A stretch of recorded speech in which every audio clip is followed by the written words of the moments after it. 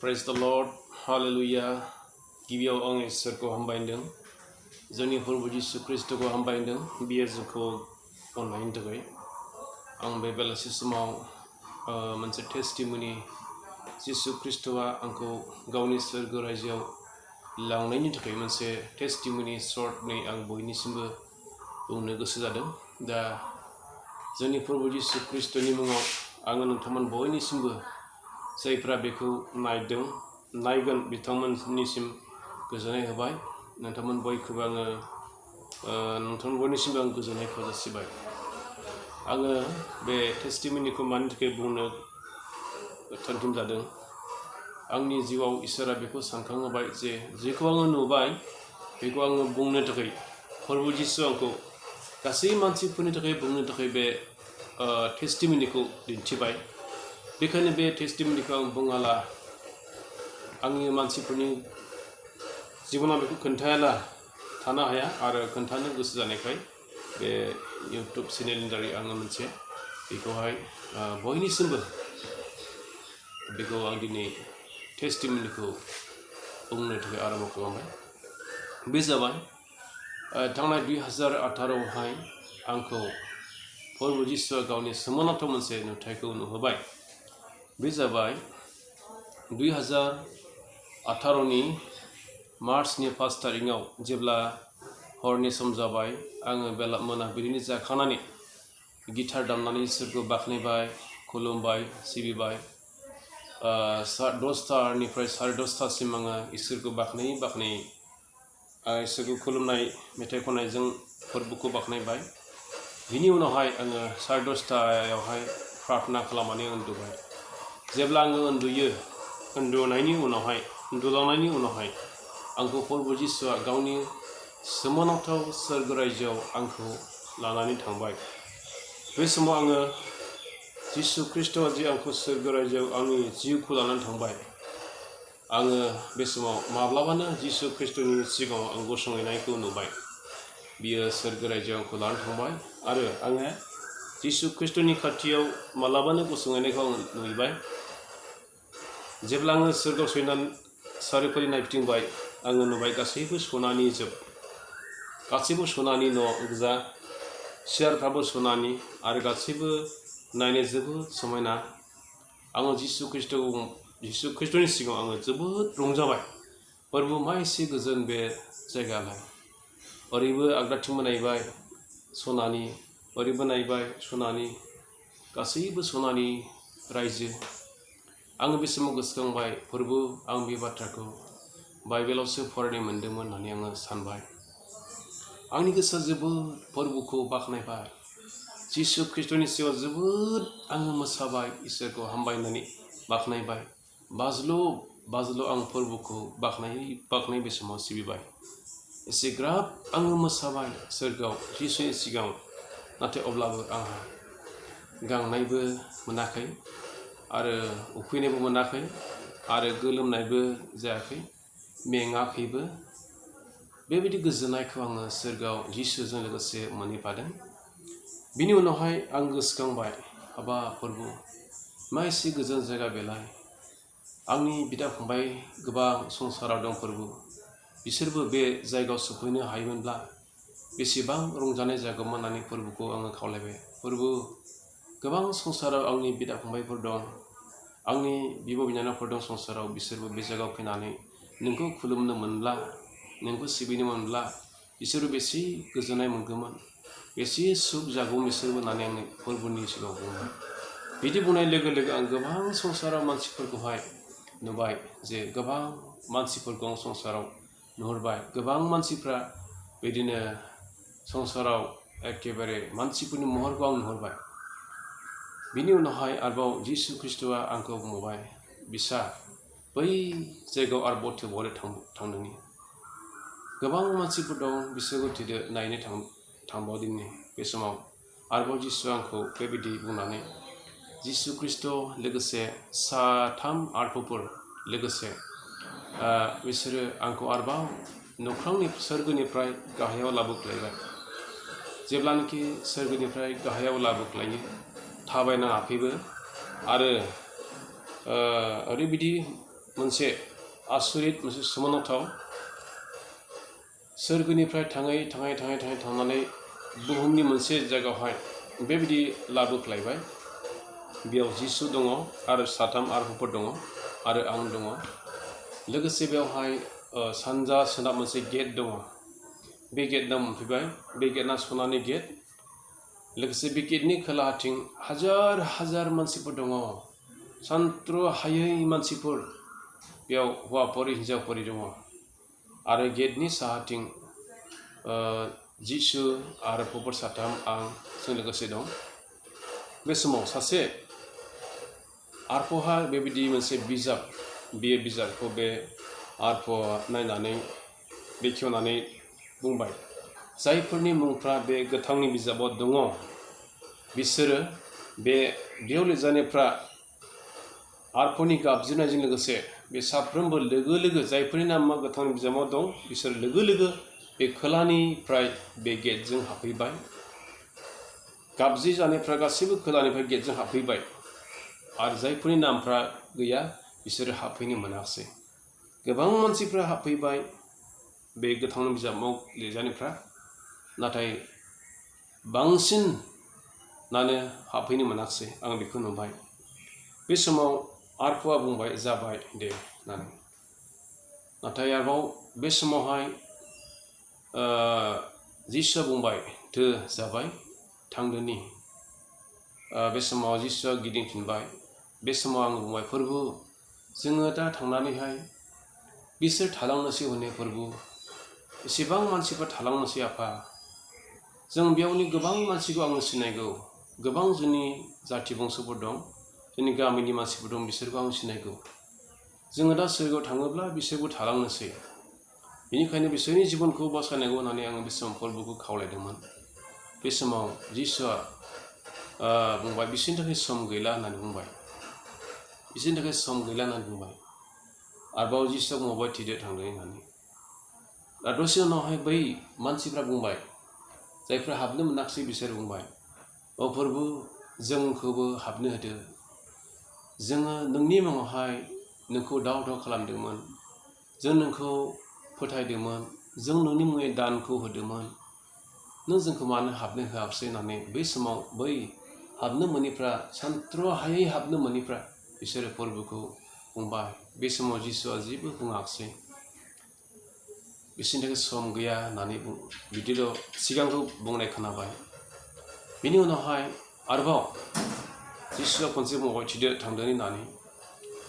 आरो आं बुंबाय, प्रभु गोबां मानसिफोर थालांनोसै आफा, बिसोर मा जाबावनो? बिसोरनि जिबनखौ जों बासायनांगौ आफा, बिसोरो मा जाबावनो होननानै आङो बे समाव खावलायबावबाय।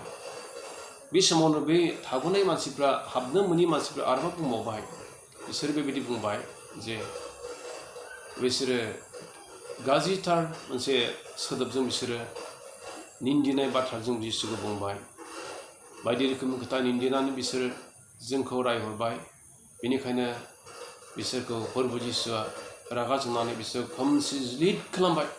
ओरैबायदि खोमसि ज्लिद खालामबाय, जेब्लानाखि जिसुआ बेखौ खोमसि ज्लिद खालामबाय, बिसोर गावजों गाव नुलायाखिसै। बिसोर गावजों गाव सिनायलायाखिसै। आङो सानबाय, प्रभु बिसोर खोमसि जाबाय हनै आफा। बिसोर गावजों गाव नुलायाखिसै। बिसोर गावजों गाव सिनायलायाखिसै। बिसोरो मा जाबावगोन होननानै जोबोद दुखु जाबाय। आफा बिसोरनि जिउफ्रा मा जाबावगोन होननानै आं जोबोद दुखु जाबाय। बे समावहाय बे गेटनि साहाथिं स्रां, गेटनि खोलाथिं खोमसि जाजोब्बाय। गिलु बालु जाबाय। जिसुआ बुंबाय, थिदो थांदोनि। आरोबाव थाङै सोरगोआव गाखोलांबावबाय। थाङै थांनानै सोरगोआव सौफैफिनबावबाय। सौफैफिनबोला आङो नुबावबाय गासैबो सोमोनांथाव समायना रमायना गुजुनाय बिबारफ्रा, सोमोनांथाव बिबार। बुहुमाव बेबायदि मोनसेबो बिबार गैया बायदि नुयो। लोगोसे दा बेबायदि ओरैबायदि मोजां जायगाखौ आङो नुबावबाय। सारौफाले मोजां, सारौफाले बिबार बारि, ओरैबायदि मोजां जायगाखौ नुनानै गोजोनबाय। बे समावनो आंनि गोसोआव मोनसे सानखांनाय फैबाय, अ प्रभु नोंनि बायख'आ बुंदों जे नुजाजानायनि जे 21 तेजनिफ्राय 27सिमाव नैबे बाथ्राखौ आङो नुबाय। बे समाव आङो बेखौ फरायनो सानदों। नुजाजानि टेस्टनि 21नि टेस्टनिफ्राय 22निफ्राय फरायनि 27सिम। आरो आङो खुलुमग्रा न'खौ बेयाव नुवाखैसै, मानोना गासैखौबो हाग्रा प्रभु इसोर मेन्दा बिसाया बिनि खुलुमग्रा न' आरो सोरगोआव स्रां होनो थाखाय सान आरो अखाफोरखौबो नाङामोन, मानोना इसोरनि समायनाया बिनो स्रांखौ होबाय आरो मेन्दा बिसाया बिनि देम्फ आरो फोलेरफ्रा बिनि स्रांजों थाबायबायगोन। आरो हानि राजाफ्रा गाव गावनि समायनायखौ बेयाव लांगोन।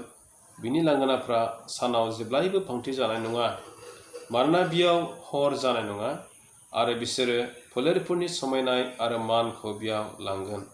आरो मुंबो बादुवा नङाब्ला मुगैजाथावखौ नंखायखौ खालायग्रा रावबो बेयाव हाबनो मोनथारनाय नङा। मेन्दा बिसानि गोथांनि बिजाबाव लिरजानायफ्राल' हाबगोन। बे बाथ्राखौ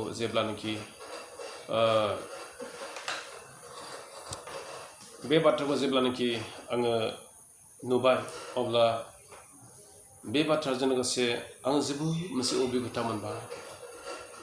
मानसिया गोथांनि बिजाबाव लिरजानायफ्राल' सोरगोआव हाबनो हायो। आरो लोगोसे दिनै गोथांनि बिजाबाव लिरजानांगौनि थाखाय जों मा खालामनांगौ, बेजों जोबोद मोनसे जों अबिगथाखौ बयबो मोननो हायो। मानोना मुंबो बादुवा आरो नंखायखौ खालामग्राफ्रा बेयाव हाबनो मोननाय नङा होनदों। जायफोरनि मुंफ्रा गोथांनि बिजाबाव लिरजाबाय बिसोरल' हाबनो मोनगोन। अनजाग्राफोर, आंनि बिदा फंबायफोर, बिब' बिनानावफोर, बे जिसुनि बुंनाय आरो बिनि नुहोनाय दे। दा बेखायनो जोंनि जिबनाव दिनै बेबायदि मोनसे मोजांथार सोरगोनि नुहोनायफोरखौबो इसोरा गावनि फिसाफोरनो नुहोयो। लोगोसे आरोबाव बिनिफ्राय आंखौ जिसुआ मोनसे जायगायाव लांबावबाय। आंखौ बुंबाय, नाहरदो तिमथि नों बेयाव होननानै। आङो नाहरब्ला बिराद गिलु बालु ग्रं ग्रं एखेबारे नख्रांनिफ्राय हासिम जेरै बे रोखोम ग्रं ग्रंखौनो आं नुहुरबाय। आङो गिबाय, प्रभु, आं बे एसेबां गोथौखौ, बे गोदौग्लोबनाय सोदोबखौ आं नाहरनो हाया, प्रभु, आं गिबाय होननानै आंखौ दा नाहरहोसै होननानै आं बुंबाय। आं खावलायबाय। बे समाव प्रभुआ आंनि खावलायनायखौ मानिबाय। आं नाहरासै। ओरैबायदि गोदौग्लोबनाय जायगा, आलखाथ्रानि गोदौग्लोबनाय ग्लुब ग्लुब ग्लुब गोदौनायखौ आं नुहुरबाय। आङो नाहरनो गोसो जायाखिसै। दा बेबायदि सोरगो रायजोखौ आंनो समायनायखौ गावनि महराव नुजाहोबाय। लोगोसे बिनिफ्राय आरोबाव आङो मोननै मण्डलिखौ नुहरबाय। मोननै मण्डलिया जाबाय जोंनि बङाइगाव सार्किलाव मोननै मण्डलि दङ। बे मोननै मण्डलिनि नामखौ आं बुंला। मोनसे मण्डलिहा गिदिरसिन समस्या दङ आरो मोनसे मण्डलिहा एसे खम, नाथाय बिसोरनि जिबनाव बेसेबांबा गिथाव बाथाव समस्या दं होननानै आं मिथिबाय। दा बिनिफ्राय गासैखौबो माखासे दिन्थिनानै जोबनायाव प्रभुआ आंखौ गावनि जे नुहोनायखौ आंनोहाय जेखौ नुहोबाय बेखौ मानसिफोरनो खोन्थानो थाखाय प्रभुआ आंनो बेखौ थिनबाय। बेनि उनावहाय जिसुआ आंखौ सोरगो रायजोनिफ्राय लानानै आं जे जायगायाव उन्दुदोंमोन बे जायगायाव लाबोफिनबाय। बिनिफ्राय आंनि सारगिदिं आरफफ्रा आंखौ बेंनानै दोनबाय। जेब्ला अखानायसिनिसो जायो आं बे सिरि मोनबाय। आङो जोबोद गोजोननाय मोनबाय। आङो गिदोंमोन, मा जाखो आंलाय दिनैलाय होननानै। जेब्ला आङो गिखांनाय मोनदों अब्ला आंनि गोसोआव प्रार्थना खालामदों। आङो सिरि मोनना प्रार्थना खालामबाय आरो लोगोसे प्रार्थना खालामनायजों गोसोआव मोनसे साहस फैबाय। ओमफ्राय सोरांजासे आरफफ्रा आंजों लोगोसे दंमोन आरो सोरांनायनिफ्राय आंनि मेगना आरफफोरखौ नुनो हायाखिसै। आरो लोगोसे जेब्ला सोरांनानै सिखांबाय अब्ला फुंनिफ्रायनो आङो जोबोद गोजोननाय मोनबाय। आङो सानब्रैसोआ जानांगौ ना लोंनांगौ आं जेबो सिन्था खालामनो हायाखै। आं जोबोद गोजोननाय मोनदों। सानब्रै हरब्रैसोआ गाङाखैबो उखैयाखैबो। आंनि गोसोआव बेबायदि मोनसे दै लोंनांगौना लोंनाङा, ओंखाम जानांगौना जानाङा, बेफोर जेबो साननाय हनाय आरो उखैनाय गांनायफ्रा आंनियाव गैयामोन। बिनि उनावसो आङो जानांगौ सर' बायदि जादों लोंदों। अनजाराफोर, बेनो आंनि 2018आवहाय प्रभु जिसुनि आंखौ गावनि सोरगो रायजोखौ नुहोनाया। बेयाव जेबो गांनाय उखैनाय गैया, गाबनाय गैया, सैनांनाय गैया, बेवहाय थैनाय गैया, जेब्लायबो गोजोननायल', जेब्लायबो रंजानायल', जेब्लायबो सान्थिल'। बेयाव सान आरो अखाफोरनि जेबो गोनांथि गैया। बेबायदि सोरगो रायजोखौ दिनै प्रभु जिसुआ बे संसाराव जोंनि थाखाय थाम-थिम खालामखाबाय। अनजाग्राफोर, बे सोरगोआव जों थांथारनो हानांगौ। मानोना बे संसारा जोंनि थाखाय दिनै पारमानेन्ट नङा। बे संसाराव जों सानैनि थाखाय मोनसे आलासि जानो फैनाय बायदिबा जों बेखौ जायहा जिसु ख्रिस्ट'खौ फोथायनानै बिनि बोसोनखौ मानिगोन, बियो सोरगो रायजो निस्सय सहैगोन। मानोना जिसुआ जोंनि बुंखाबाय जहननि 14:6 जिसुआ बुंबाय, आंनो लामा, नंगौ आरो गोथाङा, आंजों नङाब्ला रावबो आफानि सोरगोआव सहैया होननानै। बे जिसुखौ फोथायनायजोंनो जोङो सोरगोआव सहैनायनि जोंहा राहा दं। बेखायनो साफ्रोमबो गासै जाथि मानियानो जिसु ख्रिस्ट'खौ जायफ्रा फोथायगोन, बिसोरो सोरगोआव सहैनायनि मोनसे राहा दं। जिसु ख्रिस्ट' सोरगोनि लामा, बियो गोथां इसोर, बियो बोलोग्रा इसोर, बिनियाव गासैबो जाफुंनाय दङ। बेनिखायनो बे जोबथा प्रिथिबिया प्रलय जानायनि सिगां जों मानसिफ्रा प्रभु जिसु ख्रिस्ट'खौ फोथायनानै नाजावनानै थानो हायोब्ला जोंहा जोबनो गैयै गोथां दङ। जोंहा जोबनो गैयै जिबन जों सोरगोआव मोनहैगोन। मानोना सोरगोआसो जोंनि थाखाय अराय समनि थाखाय, बे बुहुमा अरायनि थाखाय नङा। दिनै गिलु बालु महामारिजों, बेमार आजारजों मानसिफ्रा सैनागासिनो दङ। गिलु बालु खस्थ', गिलु बालु सैनांनाय बे बुहुमाव जागासिनो दङ। बेफोर गासैनिबो रैखा खालामनो थाखाय दिनै जिसु ख्रिस्ट'आ नोंनि खाथियाव गसंनानै दङ। नोङो जिसुखौ लिंब्ला नोंखौ जिसुआ सोंगोन। नोङो जिसुनि आर'ज खालामब्ला जिसुआ नोंखौ बे गासैबो खैफोदनिफ्राय, बेमार आजारनिफ्राय नोंखौ बासायगोन, रैखा खालामगोन।